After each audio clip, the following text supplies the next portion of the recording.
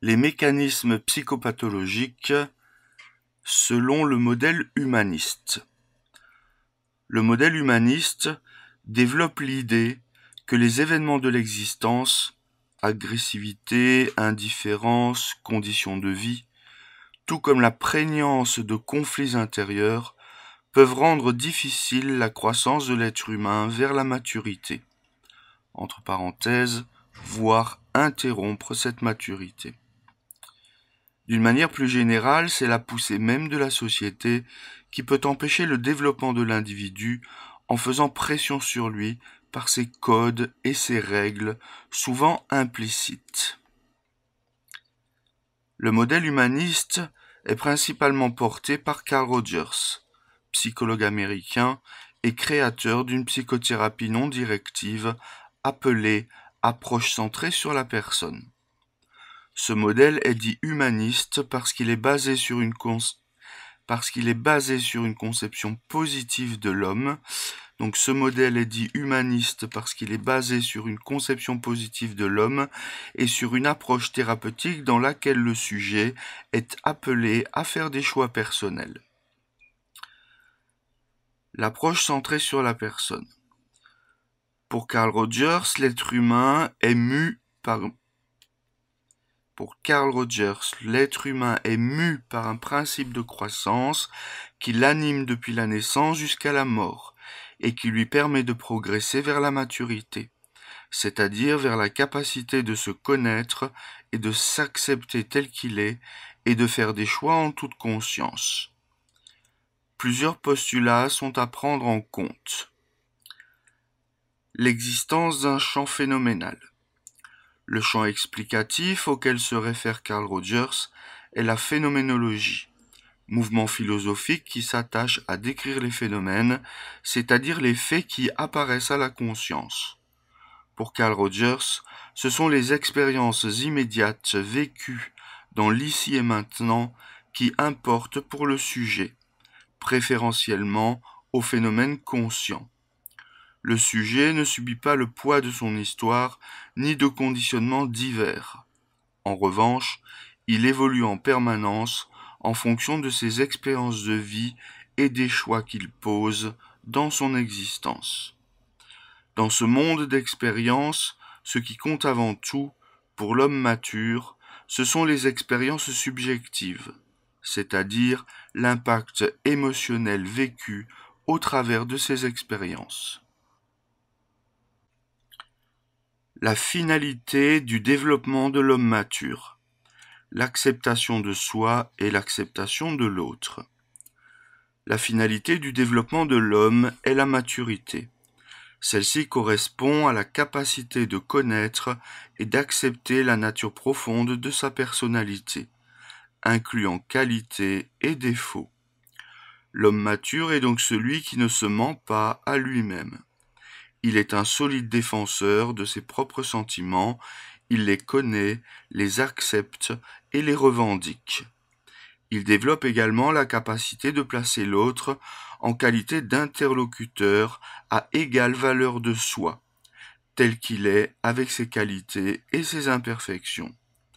Cette acceptation n'est possible pour celui qui écoute l'autre que s'il est lui-même suffisamment fort dans sa propre distinction, dans sa propre singularité, entre parenthèses, capacité de différenciation.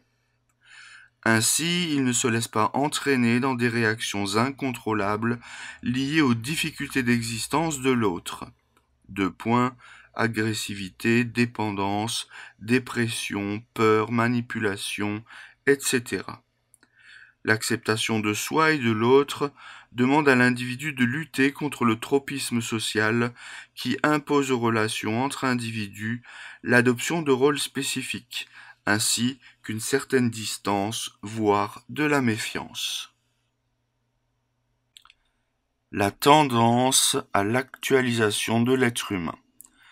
Cette notion, que Rogers a reprise à Abraham Maslow, affirme qu'il existe fondamentalement en chaque personne une tendance permanente à l'auto-organisation en direction d'un mieux-être et d'un mieux-vivre. Selon Rogers, l'être humain possède naturellement en lui toutes les potentialités d'une croissance saine et créatrice. Tout comme un gland possède en lui le potentiel pour se développer et devenir un chêne, s'il rencontre les conditions de base nécessaires, c'est-à-dire de l'eau, de la lumière, des éléments nutritifs, etc., l'être humain possède en lui une tendance innée à actualiser ses potentialités et à les développer, pour autant que son environnement réponde à ses besoins dans leur ensemble, c'est-à-dire à la fois physiologiques, affectifs, sociaux, etc., mais également ses besoins de reconnaissance, de considération et de réalisation personnelle. Cette tendance à l'actualisation représente donc un critère fondamental dans la capacité d'une personne à orienter ses choix comportementaux en fonction de ses besoins internes. Moi, image du moi et idéal du moi selon l'approche centrée sur la personne. Donc le moi, l'image du moi et l'idéal du moi selon l'approche centrée sur la personne. Pour Rogers, l'instance du moi se définit comme étant la configuration essentielle composée des perceptions se rapportant au moi, aux relations du moi avec autrui, avec le milieu et la vie en général, ainsi que des valeurs que le sujet attache à ces diverses perceptions. Cette configuration se trouve en continuel état de flux, autrement dit, elle est constamment changeante, encore qu'elle soit toujours organisée et cohérente. Le moi possède donc la caractéristique fondamentale d'être une configuration qui se modifie au fur et à mesure que des événements de vie surviennent. Il est pris dans un processus permanent de construction et de réorganisation interne. Entre parenthèses, la tendance actualisante. Cette configuration interne est potentiellement disponible à la conscience, ce qui implique également qu'elle n'est pas forcément pleinement consciente.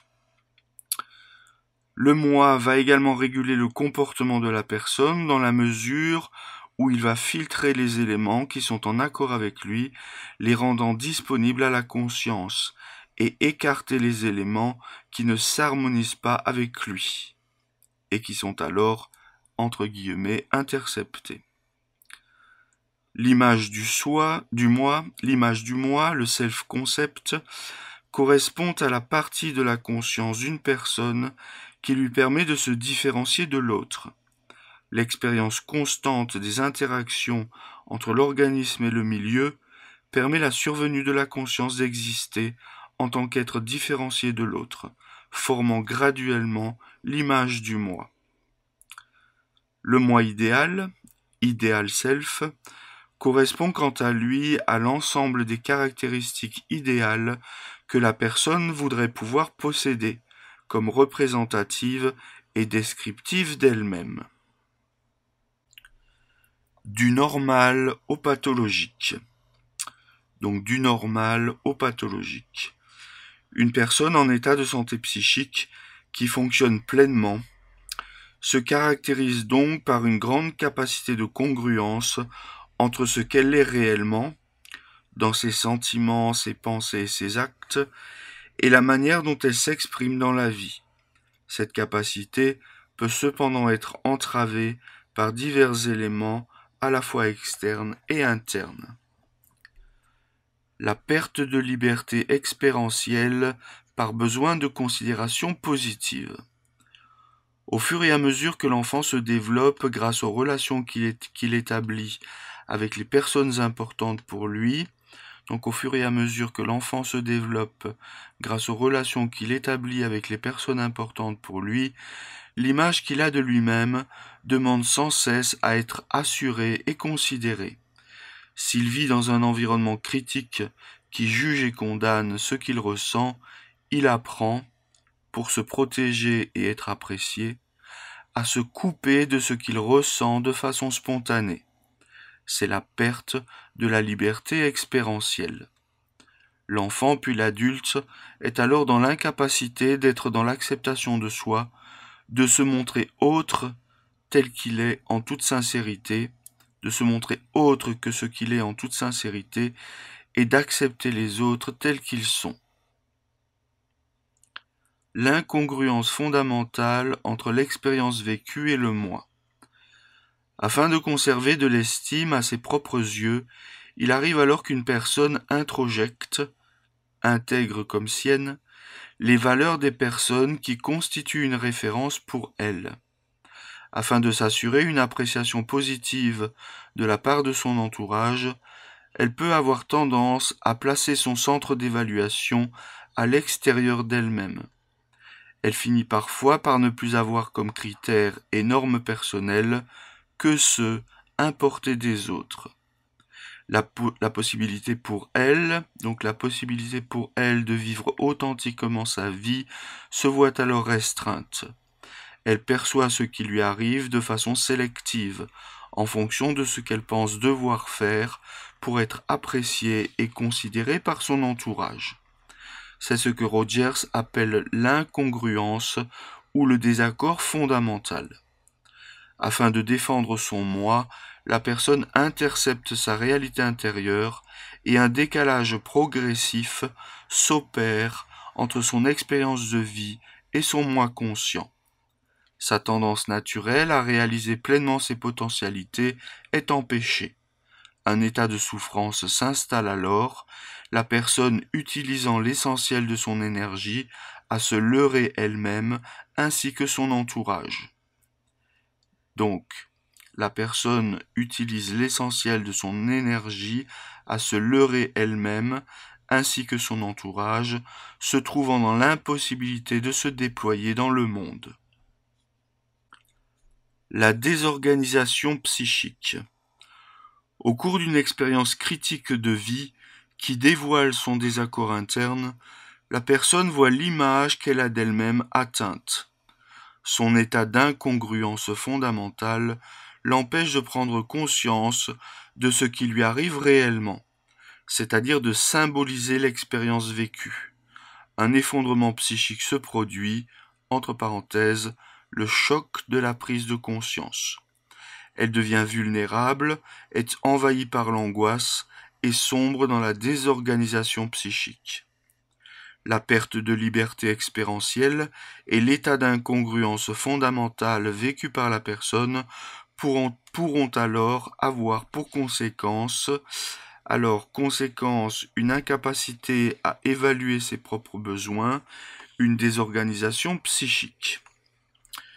Donc une incapacité à évaluer ses propres besoins, l'incongruence interne vécue par la personne l'amène à devenir incapable d'évaluer correctement ses propres besoins. Ses choix et décisions de vie pourront alors l'amener à se mettre dans des situations qui lui feront vivre des stress plus ou moins importants.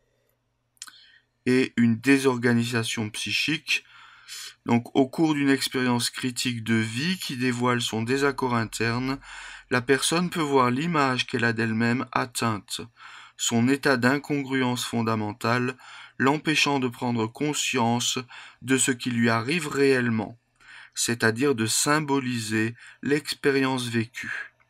Un effondrement psychique se produit, le choc de la prise de conscience. La personne devient vulnérable, est envahie par l'angoisse et sombre dans la désorganisation psychique. Exemple. René a une nature douce et empathique, mais son père lui a fait comprendre par des messages verbaux « Arrête de pleurer comme une femmelette, être un homme, c'est être un meneur, un dur » et des messages non verbaux, regard ironique ou absence de regard valorisant lors d'attitudes congruentes non acceptées, que cette manière d'être au monde n'est pas recevable.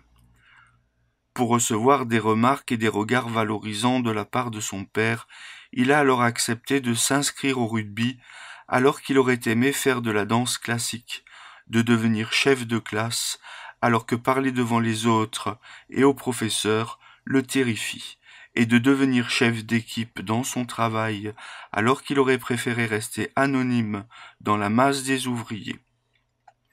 Vers 40 ans, il accepte une nouvelle promotion et se rend compte soudain avec effroi qu'il sera totalement incapable d'assumer les actions qu'il devra alors faire dans le cadre de sa nouvelle fonction. Entre parenthèses, licencier ses anciens collègues. Envahi par l'angoisse, il sombrera alors dans un état dépressif. Par besoin de considération positive de la part de son père, René a appris à devenir incongruent par rapport à lui-même. Son incapacité fondamentale à évaluer ses propres besoins l'a amené à agir de façon inappropriée par rapport à ceux-ci. Une tension interne s'est développée au cours des années et à l'occasion d'une expérience critique, sa dernière promotion, son désaccord interne lui est apparu sans qu'il soit capable de mettre des mots dessus, du fait de son incapacité à percevoir ce qui l'habite vraiment. Cela l'a amené à la désorganisation psychique.